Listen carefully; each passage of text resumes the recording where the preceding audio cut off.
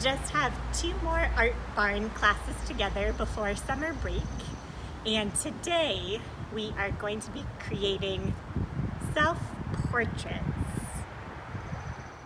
Hi friends! Today we're gonna do one of my favorite projects for older students in the lower school, and it is a different spin on a self-portrait. So the first thing you need to do is either take or find a picture of yourself, and if you have a printer at home,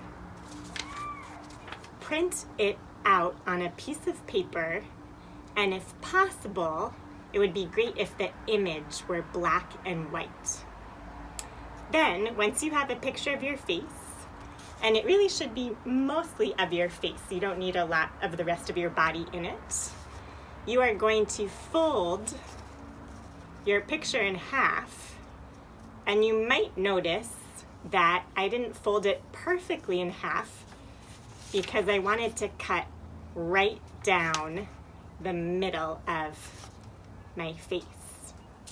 So once you've done that, you can pick which side of your face you would like to keep as a photograph, and the other side you are going to draw.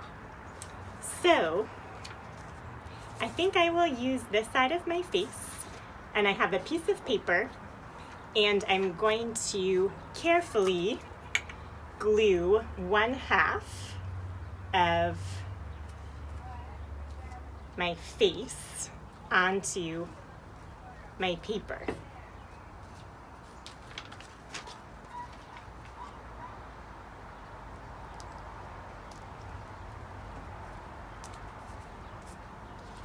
And it's a little tricky because I want it to line up so that it's as straight as possible while I'm gluing.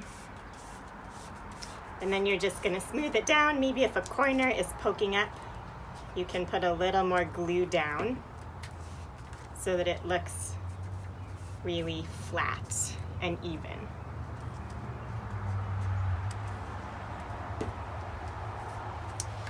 So now that I have half of my face on the paper, I'm going to draw the other half, and some tools that I'm going to use to help me are a ruler, a pencil, and maybe an eraser if I want to fix my drawing to have it look a little bit more realistic.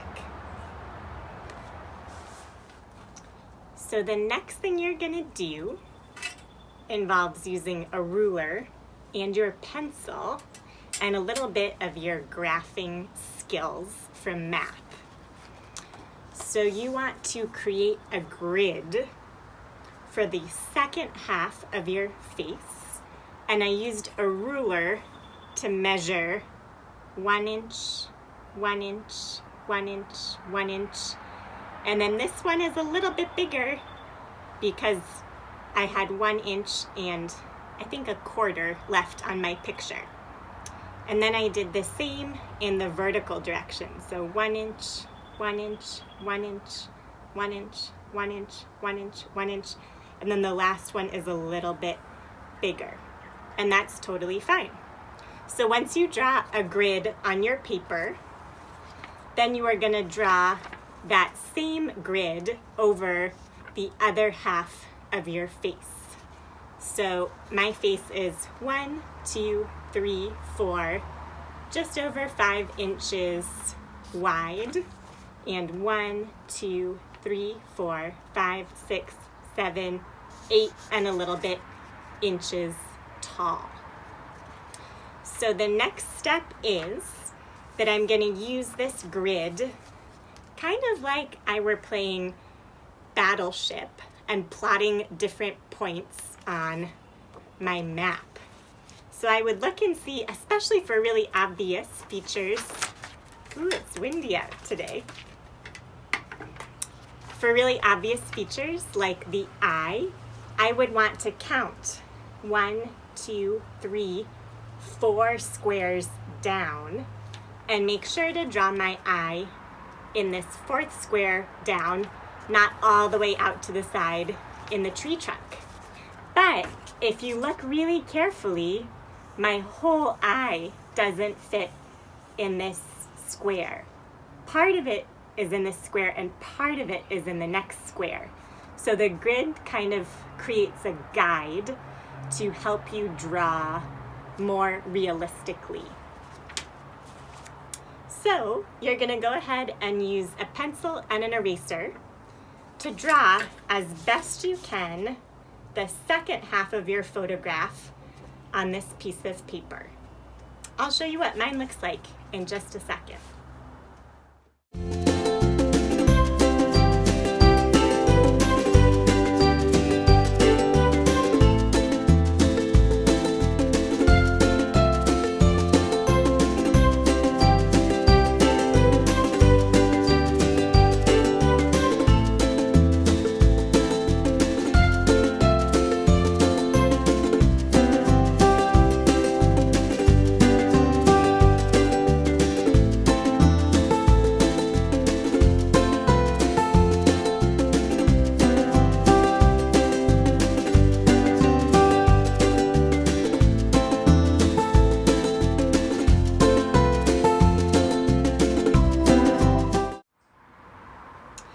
So your finished drawing might look something like this. My gridded drawing is not perfect. I made some mistakes, but I just kept going. I also simplified some things, like I didn't draw every single leaf behind the tree, and I didn't draw every single shadow or texture in the bark, or every single strand of hair on my head. But I tried to make sure that the major focal areas, like the eye and my mouth and hairline, kind of matched the drawing on this side. So the next step is we are going to add crazy colors on top of our drawing.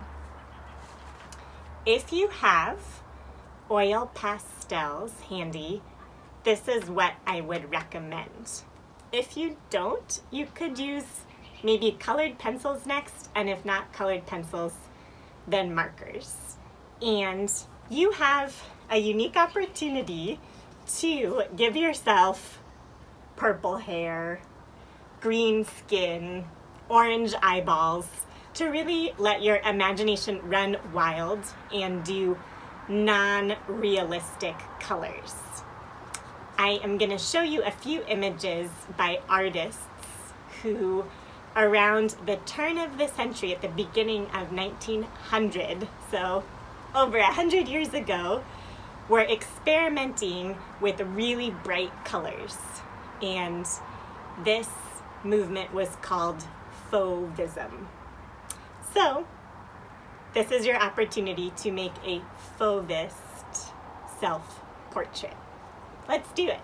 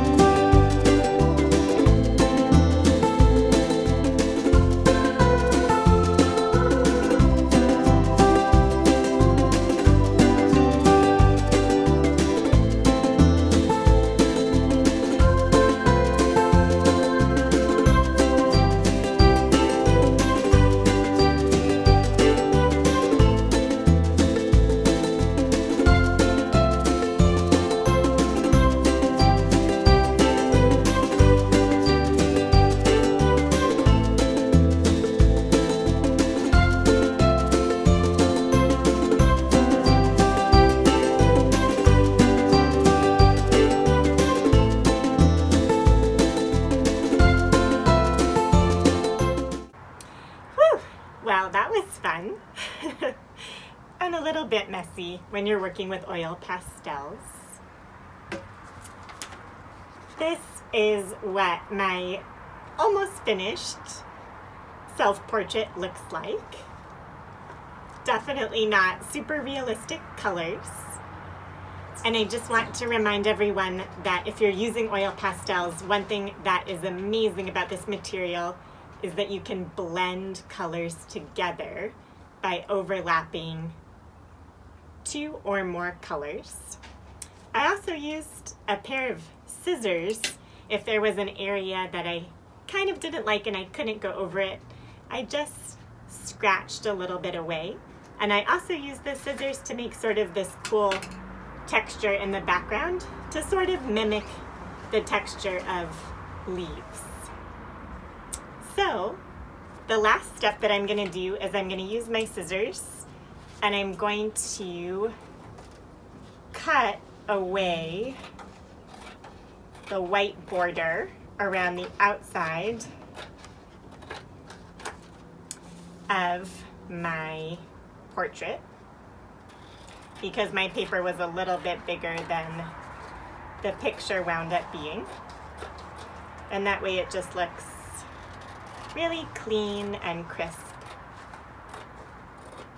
And if you have a piece of black or dark blue paper at home, it could also be really nice to mount these on another piece of paper so you have sort of a frame around the outside.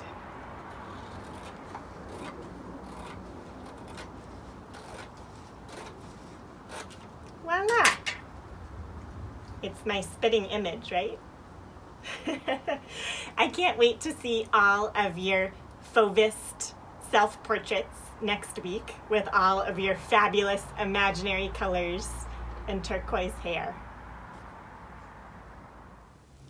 So I hope you enjoyed making your Fauvist portraits, and we are going to end class by opening the red box.